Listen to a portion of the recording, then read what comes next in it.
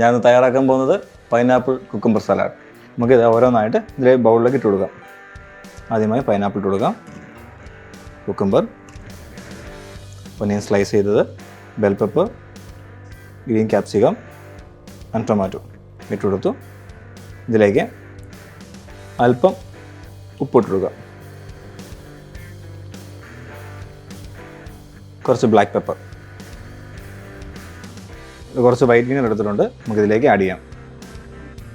2 green chilli cut ചെയ്ത് വെച്ചിട്ടുണ്ട്, നമുക്കിതിലേക്ക് ആഡ് ചെയ്യാം. നമുക്ക് എരിവിനനുസരിച്ച് ആഡ് ചെയ്താൽ മതി. കുറച്ച് ചില്ലി ഫ്ലേക്സ് ആണ് ആഡ് ചെയ്ത് കൊടുക്കാം.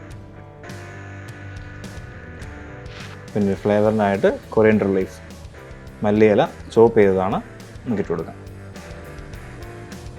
പിന്നെ എടുത്തേക്കുന്നത് ഹണിയാണ്, നമുക്കിതിലേക്ക് 1 സ്പൂൺ ഹണി ആഡ് ചെയ്ത് കൊടുക്കാം. നമ്മൾ ഒരു നാരങ്ങയുടെ 3 വെഡ്ജസ് എടുത്തിട്ടുണ്ട്, നമുക്കതിലേക്ക് പിഴിഞ്ഞു കൊടുക്കാം.